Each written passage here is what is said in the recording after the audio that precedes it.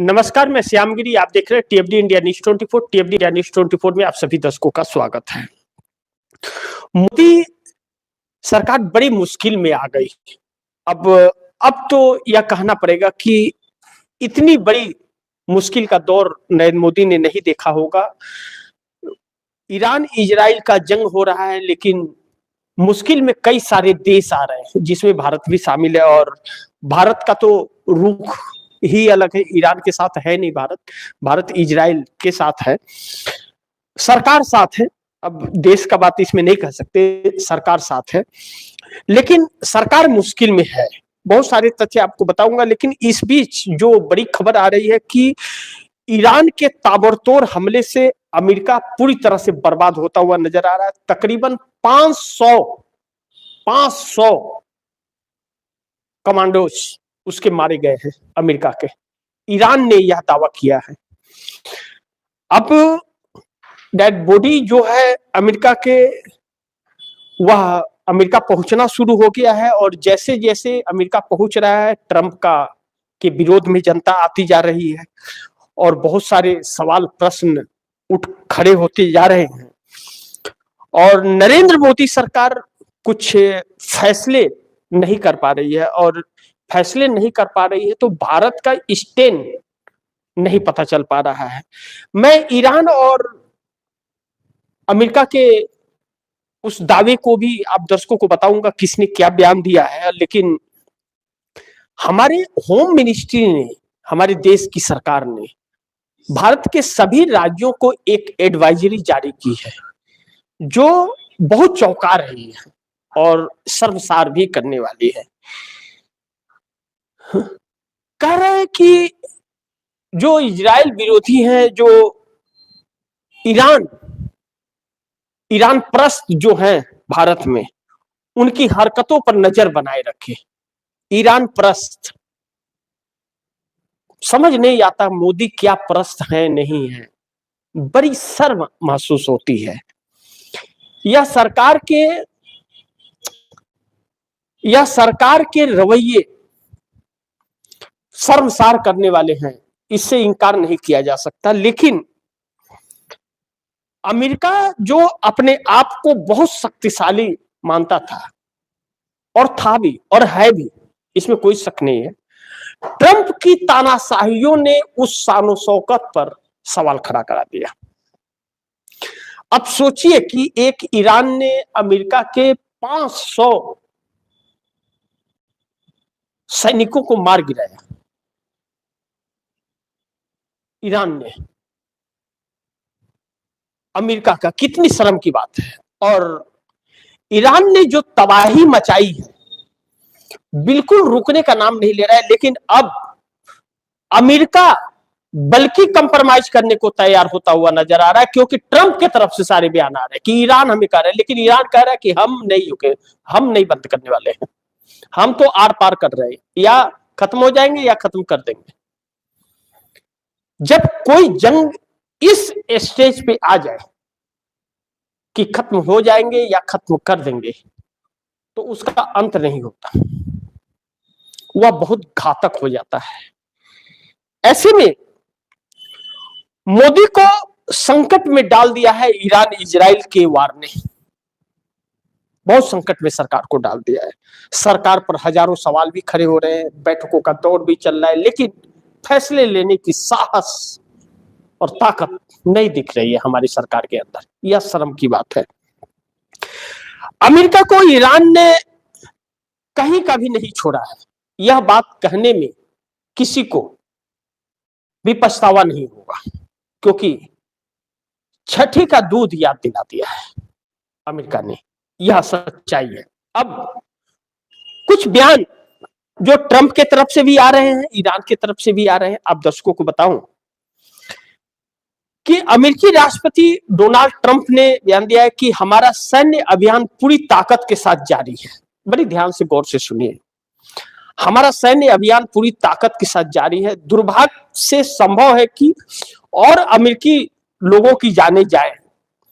लड़ाई, अभी ट्रंप मान रहे हैं कि जो अभी घायल हो गए हैं या भगवान को प्यारे हो गए हैं, अभी और भी जाने जा सकती है। ट्रंप मान रहे हैं इस बात को कि जाएगी। कह रहे हैं कि हमारा सैन्य अभियान पूरी ताकत के साथ जारी है, दुर्भाग्य से संभव है कि और अमेरिकी लोगों की जानें जाएंगी। लड़ाई में ऐसा ही होता है, जिन लोगों ने पूरी मानव सभ्यता के खिलाफ युद्ध छेड़ा है, अमेरिका उन आतंकवादियों को सबसे कड़ी सजा देगा और जिन बेगुनाहों की जानें गई हैं उनकी मौत का बदला लेगा, ट्रंप बोलते हैं। आगे ट्रंप कहते हैं कि जिन बेगुनाहों की जानें गई हैं उनकी मौत का बदला लेगा। मैं एक बार फिर रिवॉल्यूशनरी गार्ड्स और ईरानी सैन्य पुलिस के आग्रह करता हूं कि वो हमले रोक दे और महफूज रहें, वरना आने वाली मौत के लिए तैयार रहें। वो सभी ईरानी देशभक्त जो आजाद होना चाहते हैं, देखिए कैसे भड़का रहे हैं, वो सभी ईरानी देशभक्त जो आजाद होना चाहते हैं, उनसे मैं आग्रह करता हूं कि इस मौके पर साहस दिखाएं, वीर बने और अपना देश वापस ले। अमेरिका आपके साथ है। यानी कि ईरान के अंदर फूट डालकर और वहां घर में विद्रोह कराना चाहते हैं, लेकिन ऐसा संभव नहीं हो पा रहा है। और ईरान पूरी तरह से, जब यह अभी हो ही रहा था, तब तक ईरान ने बहरीन की राजधानी में ईरानी का मिसाइल अटैक, बहरीन की राजधानी में ईरान ने मिसाइल अटैक कर दिया। उसी वक्त मनामा और जॉर्डन में ईरान ने हमला कर दिया। अब ऐसे में बड़ी महत्वपूर्ण है कि मैं कहता हूं ना कि वक्त बुरा होता है तो ऊंट पे बैठे व्यक्ति को कुत्ता काट लेता है। ईरान ने छठी का दूध ट्रंप को छुड़ा दिया है और उन्हें बता दिया है कि जंग क्या होता है। अभी तक बरबोलापन कर रहे थे, वो ब्लैकमेलिंग करके सबको कर रहे थे, लेकिन ईरान को चुकी नहीं कर पाए, लेकिन भारत को कर लिया। जो ईरान का दोस्त हुआ करता था उसको इजराइल का दोस्त बना दिया, और ऐसा दोस्त बना दिया कि ना हाँ कर पा रहा है ना कर पा रहा है, बयान ही नहीं दे पा रहा है कि हम इजराइल के साथ हैं। सोचिए, अमेरिका के साथ है, बयान भी नहीं दे पा रहा है, और ना यह ईरान पर संवेदना जाहिर कर पा रहा है, बल्कि दोस्ती निभाते हुए एक गुप्त एडवाइजरी जारी करता है कि ईरान परस्त लोगों पर नजरें बनाए रखें, क्योंकि भारत में लोग सड़कों पर उतर गए थे अमेरिका के विरोध में और खामनेई के पक्ष में। तो जनता को अभी भी इनके बस में नहीं है और इनका खौफ नहीं है। लेकिन अब बड़ी ध्यान से समझिए, जो बड़ी महत्वपूर्ण बिंदु पर चर्चा करने जा रहा हूं, बीबीसी आदि लोगों ने जो खबरें प्राथमिकता से दी है। ईरान पर अमेरिका और इजराइल के हमलों के बाद दुनिया दो खेमों में बंटने लगी है। जहां कई देशों ने अमेरिका और इजराइल का समर्थन किया है, तो वहीं कुछ ने ईरान के साथ एकजुटता दिखाई है। लेकिन इस बीच ऐसे भी कई देश हैं जो बेहद सावधानी से कदम उठा रहे हैं और तटस्थ बयान दे रहे हैं। वो साफ तौर किसी पक्ष के समर्थन में बोलने के बजाय शांति की बातें कर रहे हैं। इसमें ईरान के supreme leader Ayatollah Ali Khamenei सहित कई शीर्ष नेताओं अधिकारियों की मौत हुई है। इसके बाद ईरान ने खाड़ी के देशों में अमेरिकी मिलिट्री बेस को निशाना बनाना शुरू किया। इस पूरे घटनाक्रम पर दुनिया भर के देशों ने प्रतिक्रिया दी। इनमें ईरान के supreme leader Ayatollah Ali Khamenei सहित कई शीर्ष नेता और अधिकारी की मौत हुई है। इसके बाद ईरान ने खाड़ी के देशों में अमेरिकी मिलिट्री बेस को निशाना बनाना शुरू किया। इस पूरे घटनाक्रम पर दुनिया भर के देशों ने प्रतिक्रिया दी। ईरान अमेरिका के, आप यह कह लीजिए, दिल पे वार कर रहा है। जो उसकी धड़कन है अमेरिका के, ईरान उसी धड़कन को ठंडा कर दे रहा है। अब देखिए आप, दुबई में जिस बेस पर उसने हमला किया, जिस होटल पर किया, जिस दफ्तर पर किया, जिस मिलिट्री कैंप पर किया, जिस एयरबेस पे किया, यह सब अमेरिका के थे और अमेरिका के लोग थे। तबाह कर दिया। दुबई की अर्थव्यवस्था भी तबाह होगी, दुनिया को फर्क पड़ेगा, अमेरिका बर्बाद होगा। अमेरिका के आर्थिक नीति पर, आर्थिक यानी कि स्रोत, इनकम, उस पर चोट मारा है ईरान ने। उसने अपना नेता तो खो दिया खमेनी, लेकिन उसके बदले की आहट अब अमेरिका ने सोचा नहीं था कि ईरान इतना और हमलावर उसके बाद हो जाएगा, उसके बाद शोक में आ जाएगा। सोच गया 40 दिन का शोक ऐलान हो गया, लेकिन हमला और आक्रामक हो गया। अब ऐसे में जब अमेरिका के आर्थिक नीति पर चोट पड़ रहा है और सेना मारे जा रहे हैं और नुकसान हो रहा है, तो अमेरिका से प्रतिक्रियाएं ट्रंप के पक्ष में नहीं है। और नवंबर महीने में चुनाव होने वाला है। ट्रंप के लिए बड़ी मुश्किल खड़ी हो रही है। अब ऐसे में भारत की प्रक्रिया जो आई है नरेंद्र मोदी की तरफ से, बड़े ध्यान से इसे भी समझिए। यूएई के राष्ट्रपति मेरे भाई शेख मोहम्मद बिन जायद अल नाहयान से बात हुई। यूएई के राष्ट्रपति से बात की। मैंने यूएई और हुए हमलों की कड़ी निंदा की और इन हमलों में जान गंवाने वाले प्रति संवेदना व्यक्त की। भारत इन मुश्किल हालातों में यूएई के साथ खड़ा है, यूएई के साथ खड़ा है, लेकिन जो दोस्त था उसके साथ नहीं है। यूएई में रह रहे भारतीय समुदाय का ख्याल रखने के लिए धन्यवाद दिया। हम तनाव कम करने, क्षेत्रीय शांति, सुरक्षा और स्थिरता का समर्थन करते हैं। प्रधानमंत्री नरेंद्र मोदी। अच्छी बात है, सुरक्षा, शांति, स्थिरता की बात करनी चाहिए, लेकिन आप अपने देश में सुरक्षा, स्थिरता और शांति प्रदान कर रहे हैं। अपने देश को तो आपने अशांति कर दिया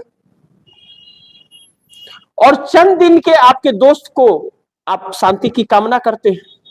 आगे कहते हैं नरेंद्र मोदी की, भारत के प्रधानमंत्री नरेंद्र मोदी ने रविवार देर रात इजराइल के प्रधानमंत्री बेंजामिन नेतन्याहू से फोन पर बात की। इजराइल के प्रधानमंत्री नेतन्याहू से बात की नरेंद्र मोदी ने, ईरान से बात नहीं की। बात की, दोनों नेताओं ने मौजूदा स्थिति पर चर्चा किया। नरेंद्र मोदी चर्चा कर रहे हैं कि आखिर जंग में कितना नुकसान, क्या हो रहा है, नहीं हो रहा है। इजराइल की चिंता इनको सता रही है कि अब ज्यादा नुकसान हो जाएगा तो कहीं अब ज्यादा ना देना पड़े। अभी तक ब्लैकमेल कम हो रहे थे, अब कहीं ज्यादा ब्लैकमेल ना हो। अब क्या है वो तो मोदी जी ही बता सकते हैं सच्चाई, आरोप तो यही लग रहे हैं। अब ऐसे में प्रधानमंत्री मोदी ने सोशल मीडिया प्लेटफॉर्म एक्स पर लिखा कि उन्होंने हाल के घटनाक्रम पर भारत की चिंता जाहिर की और कहा कि नागरिकों की सुरक्षा सबसे बड़ी प्राथमिकता होनी चाहिए। पीएम मोदी ने भी दोहराया कि जल्द से जल्द संघर्ष रोकना जरूरी है। इससे पहले प्रधानमंत्री ने रविवार रात संयुक्त अरब अमीरात यूएई के राष्ट्रपति शेख मोहम्मद बिन जायद अल नाहयान से भी बात की। पीएम मोदी ने यूएई पर हुए हमलों की निंदा की है और यूएई में रह रहे भारतीय समुदाय का ख्याल रखने के लिए शेख मोहम्मद बिन जायद अल नाहयान का धन्यवाद किया है। वहीं भारत के विदेश मंत्रालय ने शनिवार को ही खाड़ी क्षेत्र के हालात पर चिंता जताते हुए एक बयान जारी किया था। विदेश मंत्रालय ने कहा था, ईरान और खाड़ी क्षेत्र में हाल की घटनाओं में से भारत बहुत चिंतित है। हम सभी पक्षों से संयम बरतने, तनाव ना बढ़ाने और आम लोगों की सुरक्षा को प्राथमिकता देने की अपील करते हैं। प्रधानमंत्री मोदी ने सोशल मीडिया प्लेटफॉर्म एक्स पर लिखा कि उन्होंने हाल के घटनाक्रम और भारत की चिंता जाहिर की और कहा कि नागरिकों की सुरक्षा सबसे बड़ी प्राथमिकता है। पीएम मोदी ने भी दोहराया कि जल्द से जल्द संघर्ष रुकना जरूरी है। इससे पहले प्रधानमंत्री रविवार को राष्ट्रपति नाहयान से भी बात की। संयुक्त अरब अमीरात यूएई राष्ट्रपति शेख मोहम्मद जायद अल नाहयान से बात की। पीएम मोदी ने यूएई पर हमले की निंदा की है और यूएई में रह रहे भारतीय समुदाय के ख्याल रखने के लिए शेख मोहम्मद बिन जायद अल नाहयान का धन्यवाद किया। अब बहुत महत्वपूर्ण बिंदु पर चर्चा, ब्रिटेन ने भी अपील की। इस बीच ब्रिटेन ईरानी मिसाइल साइटों पर डिफेंसिव हमले के लिए ब्रिटिश मिलिट्री बेस का इस्तेमाल करने की अमेरिका की अपील मान गया है। यानी कि ब्रिटेन ने अमेरिका को इजाजत दे दी है अपने एयरवेज का इस्तेमाल करने के लिए। ये जानकारी ब्रिटेन के प्रधानमंत्री कियर स्टारमर ने दी है। हालांकि उन्होंने यह भी कहा कि ब्रिटेन ने इराक की गलतियों से सबक सीखा है और वह ईरान पर शुरुआती हमले में शामिल नहीं था। एक बार फिर ध्यान से सुनिए आप। इस बीच ब्रिटेन ईरानी मिसाइल साइटों पर डिफेंसिव हमले के लिए ब्रिटिश मिलिट्री बेस का इस्तेमाल करने की अमेरिका की अपील मान गया है। यह जानकारी ब्रिटेन के प्रधानमंत्री केयर स्टारमर ने दी है। हालांकि उन्होंने यह भी कहा कि ब्रिटेन ने इराक की गलतियों से सबक सीखा है और वह ईरान पर शुरुआती हमले में शामिल नहीं था और अब हमले की कार्रवाई में आगे भी शामिल नहीं होगा। स्टारमर ने कहा कि अमेरिका की अपील मानने का फैसला सहयोगी की सामूहिक आत्मरक्षा और ब्रिटिश लोगों की जान बचाने के लिए किया गया था। वहीं ब्रिटेन, फ्रांस और जर्मनी ने एक संयुक्त बयान जारी कर ईरान की मध्य पूर्व के देशों पर लगातार हमलों के लिए आलोचना की। ब्रिटेन के प्रधानमंत्री कियर स्टारमर, फ्रांस ने राष्ट्रपति इमैनुअल मैक्रों और जर्मनी के चांसलर फ्रीडरिक मर्ज ने कहा कि वे मध्य पूर्व में अपने हितों की रक्षा के लिए जरूरी कदम उठाने को तैयार। अब महत्वपूर्ण बिंदु यह है कि हमला इजराइल और अमेरिका ने किया, ईरान ने तो नहीं किया। ईरान बातचीत कर रहा था। अब इस थ्योरी को समझिए आप दर्शक, जो बहुत जरूरी है। अमेरिका और इजराइल ने बातचीत के दौरान ही 30 मिसाइलें एक साथ दाग दी। ईरान टेबल पे बैठ के बात कर रहा है और आपने मिसाइलें दाग दी, तो फिर बैठक क्यों किया? यानी कि धोखा दिया गया है, ईरान के ऊपर धोखे से हमला किया गया है। इसका गुनहगार कौन है? अमेरिका और इजराइल है, और इजराइल के साथ देने वाले लोग भी उसमें गुनहगार साबित होंगे, क्योंकि अब वर्ल्ड फोरम में अगर यह मामला जाता है तो ईरान ने हमला नहीं किया। ईरान तो टेबल पर बैठ के बात कर रहा था। हमला अमेरिका और इजराइल ने किया है, यानी कि दुश्मनी की है और धोखा दिया है, धोखे से मारा है ईरान के बड़े नेता को। तो यह लोग अपनी गलतियों पर पर्दा नहीं डाल रहे, लेकिन अब अमेरिका के सामने आगे कुआं पीछे खाई वाला परिस्थिति हो गया। ट्रंप का बरबोलापन और घमंड उनको ले डूब रहा है। अब ऐसे में किसी के ऊपर आप हमला कर दोगे, किसी के परिवार को शहीद कर दोगे और वह चुप बैठेगा, हाथों में चूड़ियां पहन लेगा। हर कोई मोदी है क्या कि कंप्रोमाइज हो जाएगा या आपके सामने सरेंडर कर देगा, जैसा लोग कहते हैं, जैसे कांग्रेस कहती है, बाकी के लोग कहते हैं, विश्लेषक कहते हैं, वरिष्ठ पत्रकार कहते हैं, उसके मुताबिक मोदी सरेंडर है, कंप्रोमाइज है। तो हर कोई थोड़ी हो जाएगा। ईरान नहीं झुका, और नहीं झुका तो मुंह तोड़ जवाब दिया। तो जहां जहां आर्थिक नुकसान पहुंचाया हुआ अमेरिका का पहुंचाया, और हर देशों को ईरान ने बताया कि हम आपको नहीं, आपके सिविलियन को नहीं, हम अमेरिका को क्षति पहुंचा रहे, उसके सामान को नुकसान पहुंचा रहे। और अब अमेरिका फंस गया है जाल में। फंस गया है तो निकलने का इसके पास कोई रास्ता अब नहीं बच रहा है। नहीं बच रहा है तो परेशान है और सरकार को दांव पर लगा बैठा है अमेरिका।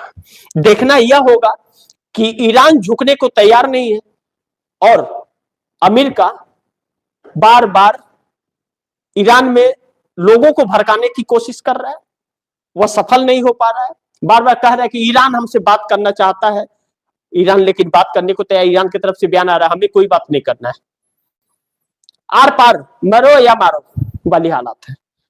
इस खौफ में अब ट्रंप अपनी सत्ता गंवाते हुए नजर आए। नरेंद्र मोदी की मुश्किलें बढ़ रही है कि शेयर मार्केट क्रैश हो रहा है, सामान महंगे हो जाएंगे, जो कमी होगी उसको पूर्ति कैसे करेंगे, जनता सड़क पर आकर के खड़ी हो जाएगी। और नरेंद्र मोदी अपना स्टैंड क्लियर नहीं कर पा रहे, यह नहीं कह पा रहे कि हम आपके साथ हैं या नहीं है।